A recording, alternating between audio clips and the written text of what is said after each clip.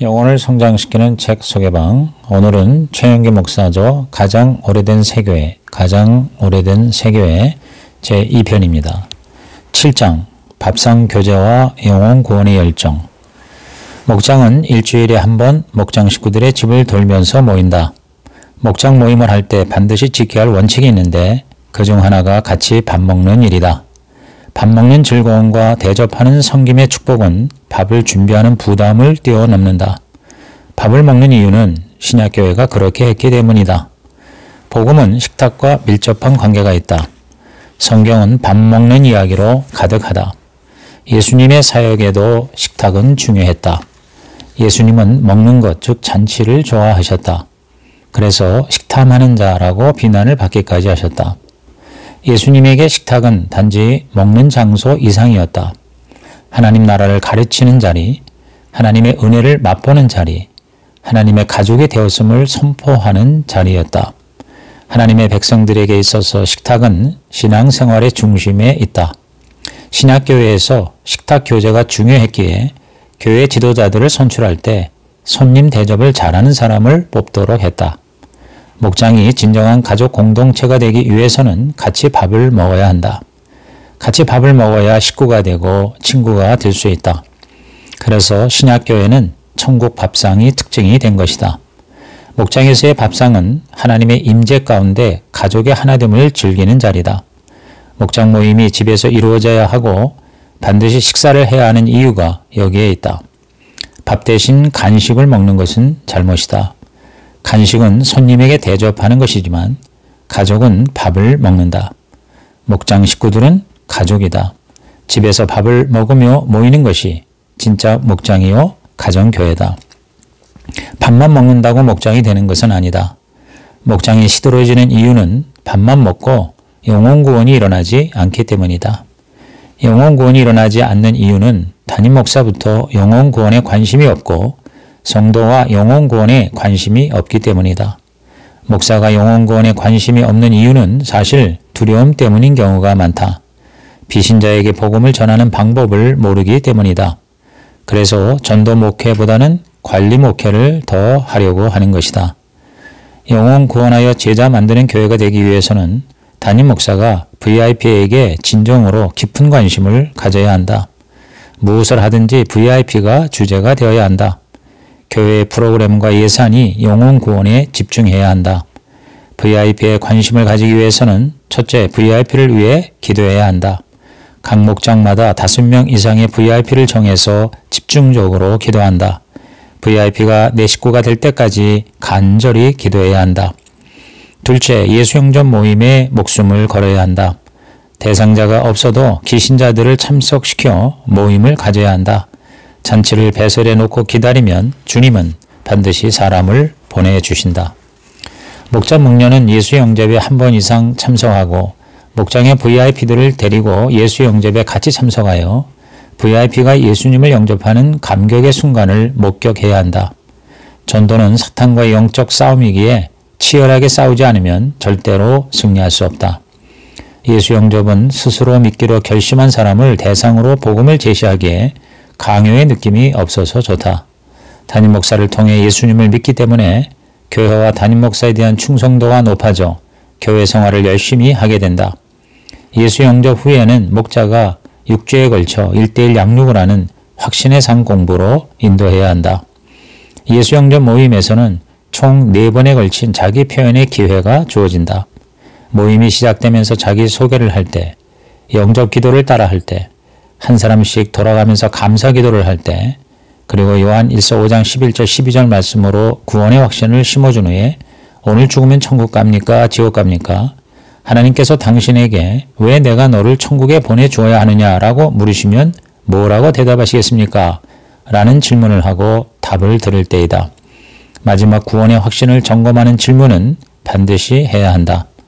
다음에 하겠다고 영접을 보류하는 사람에게 지금 바로 하라 하고 강요하지 말라. 사소한 이유로 보류 의사를 밝힌 경우 의문이 해결되면 선선히 예수님을 영접하게 되기 때문이다. 한 사람이 예수를 영접하는 것은 매우 획기적인 사건이다.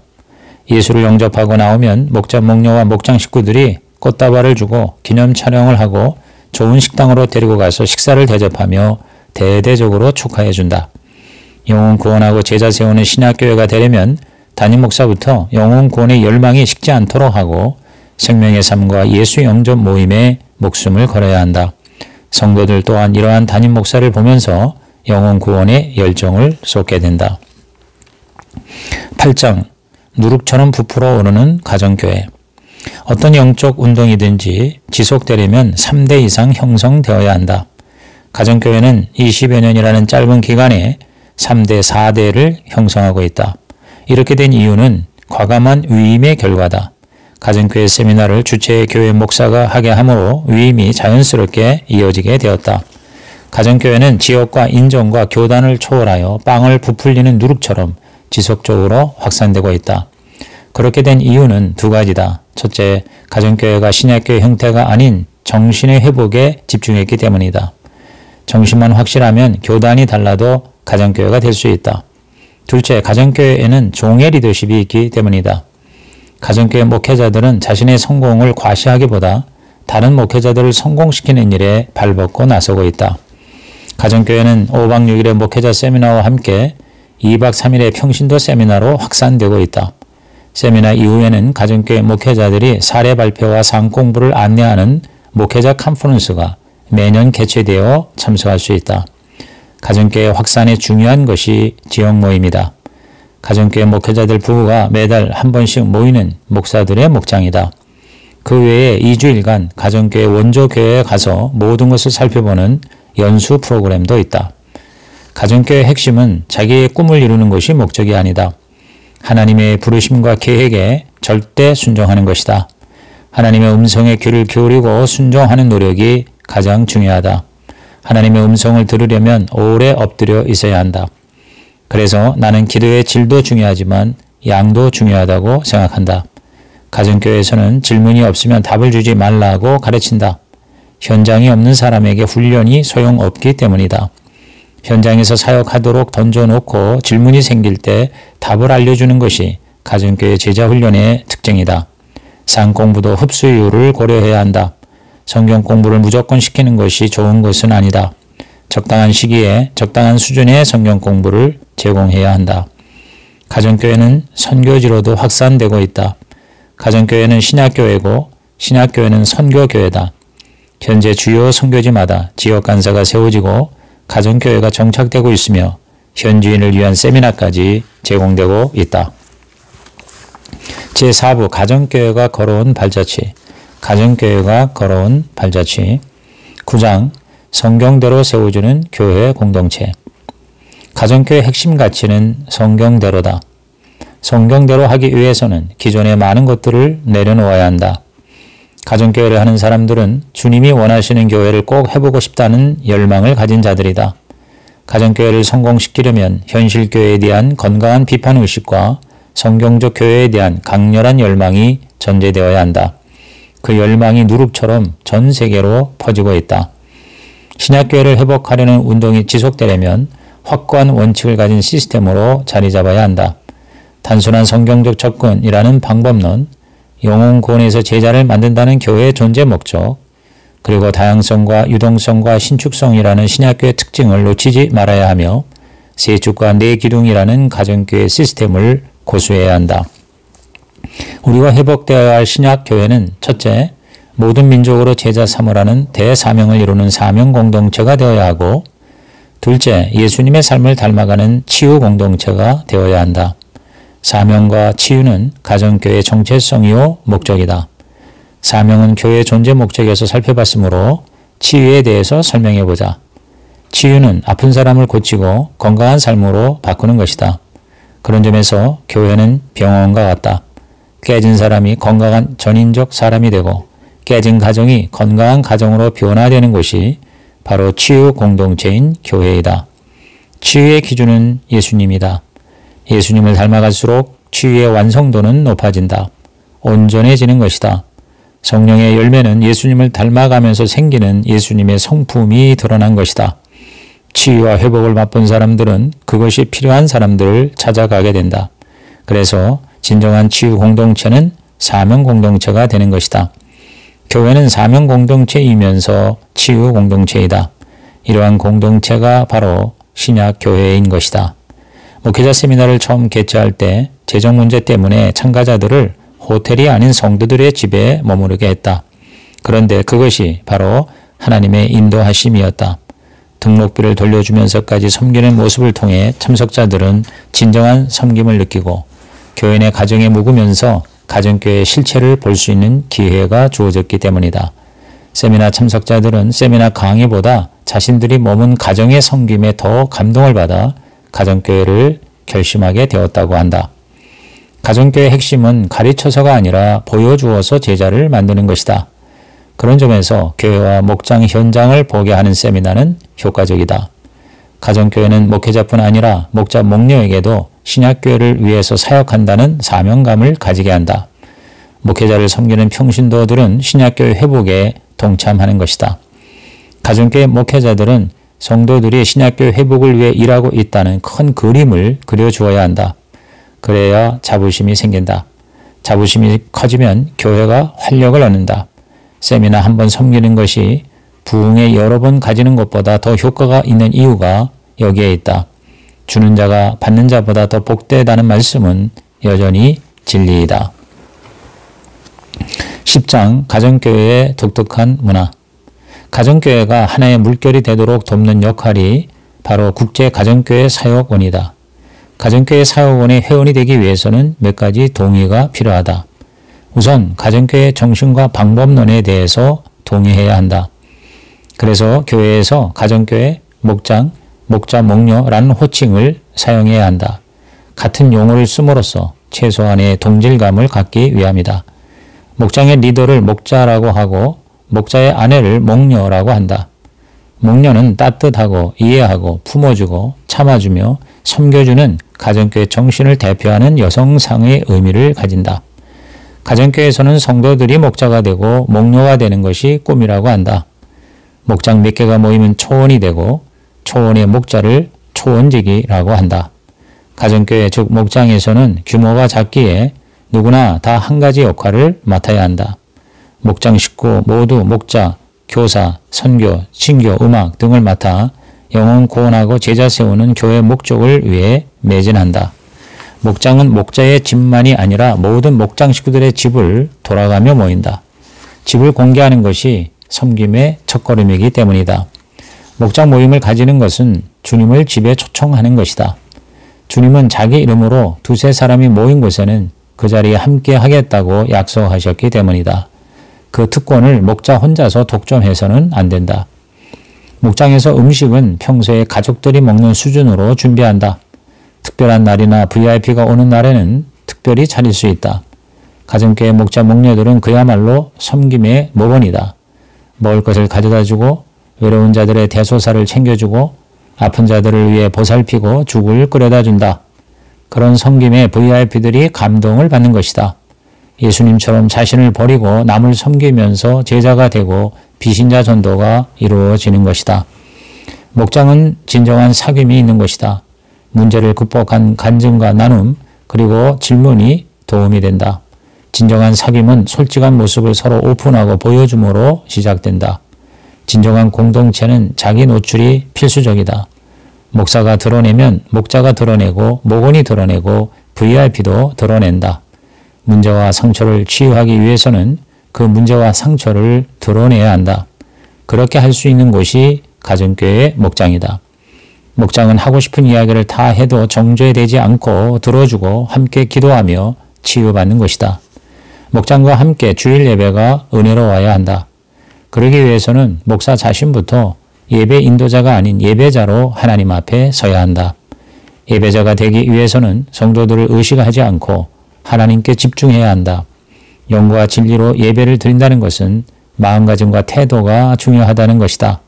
찬양은 진심으로, 기도는 믿음으로, 헌금은 감사함으로, 설교는 하나님의 말씀으로 드린다. 그것을 방해하는 것은 과감하게 버리거나 바꾼다. 은혜로운 예배를 위해서 세 가지 목표를 세웠다. 첫째, 광고를 포함하여 모든 순서가 은혜가 되게 한다. 둘째, 예배자들이 다양한 예배 경험을 하게 한다. 셋째, 예배자들이 관람자가 아닌 참여자가 되게 한다. 통성기도 시에는 분명한 주제를 제시한다. 첫째, 하나님의 임재를 체험하는 예배가 되도록. 둘째, 이번 주에 가장 필요한 행사나 사역을 위하여. 셋째, 개인 기도 중에서 가장 중요한 한 가지를 위하여 기도한다. 설교 후에는 침묵 기도를 통해 하나님의 음성 즉 레마를 듣고 적용한다. 찬송이나 찬양은 다양하게 부르되 연속하여 2번 이상 반복한다. 헌금 시간에는 재능을 바치는 기회로 하나님께 찬양하게 한다. 예배를 통해 성도들은 2가지를 맛봐야 한다. 하나님의 임재와 하나님의 거룩이다. 목장이 하나님의 임재라면 예배는 하나님의 거룩에 초점을 맞춘다. 하나님의 임재가 없는 예배는 죽은 예배다. 이를 위해서는 기도가 절대적이다. 예배를 위한 기도팀을 세워서 예배 전에 나와 예배를 위해 10분, 20분씩 집중으로 기도한다. 아무리 예배를 잘 준비해도 하나님의 뜻대로 살려고 노력하지 않으면 그 예배는 은혜가 없다. 가정교회 성도들은 일주일 동안 하나님의 뜻대로 살려고 노력한 후에 예배를 드림으로 하나님의 임재와 은혜가 떠나지 않는다. 성가대도 노래하는 성가대가 아니라 예배하는 성가대가 되어야 한다. 성가대는 예배를 돕는 자가 아니라 예배를 드리는 자다. 박수도 아멘으로 화답하는 것도 성가대가 가장 크게 해야 한다. 성가대원이나 찬양대원은 일주일 동안 큐티하고 나눈 후에 연습하는 시간을 가져야 한다. 성가대원도 주일에 VIP를 데리고 나와 예배를 드리고 섬겨야 하기에 주일이 아닌 평일에 따로 모여 연습을 하게 한다. 희생이 없는 봉사는 취미생활에 불과하다. 희생을 감수하고 찬양하는 성가대는 찬양의 가사 한마디 한마디가 간증으로 들리게 된다. 가정교회 세 축의 하나인 삶 공부는 필수와 선택이 있다. 생명의 삶, 새로운 삶, 경건의 삶, 확신의 삶, 하나님을 경험하는 삶은 필수 과정이다. 그 외의 삶은 선택 과정이다. 정식 목자가 되기 위해서는 5개의 필수와 2개 이상의 선택을 공부해야 한다. 생명의 삶은 가정교회를 위해 절대적으로 필요하다. 생명의 삶을 잘 가르쳐야 가정교회가 잘 된다. 생명의 삶 공부는 3가지 목표가 있다. 첫째, 예수님을 영접하고 구원의 확신을 가진다. 둘째, 스스로 성경 읽는 능력을 배양한다. 셋째로 신앙에 관한 의문에 답을 준다. 생명의 삶은 오직 담임 목사만이 가르칠 수 있다. 왜냐하면 그 과정을 통해 담임 목사와의 좋은 관계를 가질 수 있고 목사의 목회 철학을 이해할 수가 있기 때문이다. 생명의 삶은 제자의 첫걸음이 되는 과정이다. 출석과 숙제를 하지 못하면 탈락하게 하므로 제자로서의 책임감을 가지게 한다. 생명의 삶은 질문에 답을 주고 균형 잡힌 신앙을 가지게 하고 구체적이고 실제적인 이해를 가지게 한다. 세겹줄 기도회도 가정교회의 독특한 문화 중에 하나다. 전도서 4장 12절에 혼자 싸우면 지지만 둘이 힘을 합하면 적에게 맞설 수 있다. 세겹줄은 쉽게 끊어지지 않는다 라고 했다. 3명이 짝이 되어 서로 기도 제목을 나누고 함께 기도하는 것이다. 세겹줄 특별 새벽기도회에는 좋은 책을 정해서 교인들이 읽고 그 내용으로 설교를 만들어 전한다. 성도들에게 적어도 1년에 한 권 이상 책을 읽게 하는 것이 목적이다. 설교 후에 세겹줄 기도 짝이 한 조가 되어 10분 이상 통성으로 기도하고 그 후에는 개인적으로 자유롭게 기도한다. 세겹줄 기도회는 기도 응답이 특별히 많은 편이다. 11장 가정교회 바로 알기. 가정교회와 비슷하면서 조금 다른 것이 셀교회다. 전도의 대사명은 같지만 5%의 차이가 난다고 생각하는데 그 5%가 바로 DNA와 같다. 셀교회의 중심은 효율에 있지만 가정교회는 신약교회 회복에 있다. 셀교회는 전도의 효율을 위해 같은 구성 단위로 모이는 경향이 있다. 성별, 직업, 나이, 관심사 등으로. 셀교회는 일정 기간 분열하지 않으면 암세포로 간주하여 해체하기도 한다. 그러나 가정교회는 효율이 아닌 신약교회를 지향한다. 그래서 매주일 남자와 여자가 같이 신자와 비신자가 같이 모이는 것을 고집한다. 그런 것들이 비효율적일지라도 신약교회가 그랬기 때문에 그렇게 모이는 것이다. 몇 년이 지나도록 분가가 되지 않아도 목장을 해체시키지 않는다. 목장을 교회로 보기 때문이다. 셀은 시스템이지만 가정교회는 공동체이다. 셀이 철저하게 훈련하고 관리하는 시스템이라면 가정교회는 가족 공동체를 세우는 것이다. 단순하고 자연스럽기 때문에 지속성이 있다. 가정교회가 어려운 것이 아니라 목사를 비롯한 사람이 바뀌는 것이 어렵다. 자신을 바꾸는 것이 힘들지만 반드시 그렇게 해야 한다는 것이 가정교회의 장점이다. 삶과 사고가 성경적으로 바뀌면서 주님께 신실하다고 인정받기 때문이다. 세상적으로 성공하지 못하더라도 하나님께서 인정하시는 목회가 될 수 있는 것이다. 가정교회에 대해서는 7가지 오해가 일반적이다. 첫째, 가정교회는 전도 프로그램이다. 전도는 신약교회 회복이라는 목적을 수행한 결과이지 전도 자체가 목적은 아니다. 둘째, 가정교회를 하기 위해서 성가대를 없애야 한다? 영혼 구원에 집중하기 위해서이지 반드시 성가대를 없애야 하는 것은 아니다. 셋째, 가정교회를 하기 위해서는 남녀 성교회를 없애야 한다? 이것도 필수사항이 아니다. 그러나 가정교회를 하면 목장을 통해 1인 1사역을 통해 전도와 봉사가 이루어지기 때문에 남녀 선교회를 따로 만들 필요가 없다. 넷째, 매주 밥하는 것이 힘들다? 그럴 수 있지만 성김을 통한 하나님의 축복을 체험하면 가족을 위해 밥상을 차리듯 기쁨으로 자연스러워진다. 다섯째, 가정교회를 하면 성도들끼리 합쳐 담임 목사를 어렵게 만든다? 목자, 목녀가 목회의 어려움을 경험함으로 담임 목사를 더 잘 이해하고 더욱 충성하게 된다. 여섯째, 가정교회는 교회 직분을 부정한다? 목자, 목녀는 직분이 아니라 사역이다. 사역이 없으면 명칭도 사라진다. 일곱째, 가정교회는 침례교 시스템이기에 다른 교단에 맞지 않다? 장로교회에서 가정교회를 하면 목양과 치리를 동시에 하게 되어 균형 잡힌 교회가 될 수 있다. 가정교회는 지역과 문화를 초월하는 교회다. 주님이 원하시고 사도들이 세우려고 했던 교회가 가족 공동체였고 가정교회였다면 가정교회는 시대와 지역과 문화와 교단을 초월해야 한다. 가정교회는 미국에서도 한국에서도 교단과 교파가 달라도 다 될 수 있다.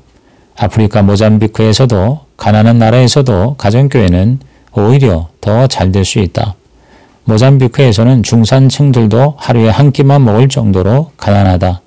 그런데 목장 음식을 준비하기 위해서는 일주일치 양식이 필요하다. 그래서 많이 먹지 않고 조금씩 먹는다. 그 집 살림이 어려워지기 때문이다. 가난한 나라나 부자 나라나 가정교회가 다 되는 이유는 그것이 바로 성경의 신약교회를 모델로 삼기 때문이다. 주님이 꿈꾸셨던 교회이기 때문이다. 제5부 가정교회 정신을 고수하라. 가정교회 정신을 고수하라. 12장 가정교회의 선교. 가정교회 목장의 궁극적 목표는 전도와 선교다. 전도와 선교에 초점을 맞추지 않으면 목장은 이기적인 집단이 되고 만다. 그러므로 목장 모임은 항상 가정교회 목표를 되새기고 시선을 세상으로 향하는 것으로 끝내야 한다. 그래서 VIP 근황을 보고하고 선교사와 VIP를 위한 기도로 끝내는 것이다. 가정교회는 그 자체가 작은 교회이기에 목장마다 기도와 헌금으로 선교사를 지원한다. 기도 후원이 주가 되고 물질 후원은 2차적이다. 목장은 선교사에게 보낼 수 있는 상한선을 정해놓고 이 한도 내에서 자유롭게 선교 헌금을 보내되 교회에서 매칭하여 지원한다. 선교사를 후원하는 것은 목장과 교회의 큰 축복이다. 하나님의 상급을 나누어 받기 때문이다. 가정교회가 쇠락하지 않기 위해서는 원칙을 지키되 체질을 바꾸어 가야 한다. 비신자 전도와 세계의 선교가 최고의 관심사가 되는 체질이 되는 것이다. 전도와 선교 다음으로는 지역을 위한 봉사에도 관심을 가진다. 사회적 약자를 찾아 돕고 섬기는 것이다. 가정교회가 지역전도, 세계선교, 사회봉사를 마치고 나면 교회 분립을 생각해야 쇠락을 막을 수 있다고 본다. 주님의 인도를 받기 위해서는 성경대로의 핵심 가치를 놓치지 않되 시스템으로 전락하지 않도록 유동성, 다양성, 신축성을 붙잡아야 한다. 13장 주님이 맛보게 하시는 교회 성장의 기쁨. 마더 테레사가 말했듯이 하나님은 우리에게 성공이 아니라 충성을 요구하신다. 교회 성장보다 주님이 원하시는 교회를 세워야 한다는 것이다. 주님의 마음에 합당한 건강한 교회란 수적으로 급성장하지 않더라도 영혼 구원의 역사가 일어나고 깨어진 개인과 가정이 회복되는 역사가 있으며 교인들의 삶에 순종과 섬김이 배어있는 교회이다. 예수님의 삶을 특징 짓는 것은 순종과 섬김이다. 그러한 교회야말로 예수님의 몸이라고 할 수 있다. 가정교회 사역의 기본은 기도이다. 목양을 평신도들에게 맡겼으니 목회자들은 기도할 수밖에 없다. 목자, 목녀 또한 기도하지 않고는 사역을 감당할 수 없다. 그래서 그들 또한 기도할 수밖에 없는 것이다. 성도들은 목회자가 기도하는 모습을 보고 기도를 배운다. 기도와 함께 성경 공부도 지식을 전달하는 것이 아니라 삶을 바꾸는 공부가 되어야 한다. 그래서 가정교회 성경 공부는 삶 공부라고 하는 것이다. 가정교회 경험이나 섬김의 경험 없이 성경 공부만 하는 것은 아무 의미가 없는 것이다. 가정교회는 프로그램이 아니다. 시간이 걸리더라도 천천히 의식이 바뀌고 삶이 변화되는 과정을 거쳐야 한다. 그런 점에서 가정교회는 삶을 같이 하는 것이다. 가정교회 운동은 신약교회 본질을 되살려 오늘의 교회를 신약교회로 회복하자는 운동이다. 본질이 회복되면 당연히 성장한다. 교회는 조직이나 단체가 아니라 그리스도의 살아있는 몸이기 때문이다. 영혼 구원하여 제자 삼는다는 교회의 본질 회복은 교회 성장과 배치되지 않는다. 본질 회복과 성장은 더불어 가는 것이다. 교회 본질이 회복되면 성장이 이루어지고 성경적 성장을 추구하면 본질이 회복된다. 이미 구원받은 사람을 끌어모아 교인 수를 늘리는 것은 진정한 성장이 아니다. 하늘나라 확장에는 기여하지 못하기 때문이다. 진정한 교회 성장은 믿지 않는 사람에게 복음을 전해 하나님 나라의 백성으로 만들고 하나님 나라를 확장해 가는 것이다. 기신자에게 관심을 끄고 훨씬 더 많은 비신자에게 주님을 알게 하는 것이 하나님 나라 성장이다. 이것은 현실적으로 쉽지 않다. 그러나 교인 수가 늘지 않는다 해도 잃어버린 영혼을 구원하며 하나님의 자녀로 만들고 하나님 나라를 확장시키는 데 일조했다면 하나님께서 칭찬해 주시리라는 기대가 있기에 포기하지 말아야 한다. 가정교회는 그냥 숫자가 아니라 구원받고 세례받은 숫자에 관심이 있다. 한 해 동안 얼마나 많은 사람에게 세례를 주었는가? 이 질문에 대답할 수 있어야 한다. 가정교회 세미나를 개최하기 위해서는 세례자의 숫자가 주일 출석의 5% 이상이 되어야 한다. 지역 목자가 되기 위해서는 3% 이상 세례를 주어야 한다. 진정한 가정교회는 영혼 구원이 계속 일어나야 하기 때문이다. 하나님은 우리에게 성취감을 통해 행복하게 하신다. 평가하기 힘든 본질 회복과 함께 몇 명에게 세례를 주겠다는 구체적인 목표가 있을 때 동기도 부여되고 성취감도 맛볼 수 있다. 내가 휴스턴 서울교회에 부임했을 때 매주일 1명 이상 예수님을 영접하고 세례 주는 교회가 되게 해달라고 기도했다. 하나님의 은혜로 20년 동안 목회하면서 매주 평균 3명 이상 세례를 주는 교회가 되었다. 그래서 나는 목회가 피곤하지 않았고 진정한 보람을 느끼면서 사역할 수 있었다. 가정교회는 열매가 있는 교회이다. 이상 가장 오래된 세교회 가정교회 제2편을 마칩니다.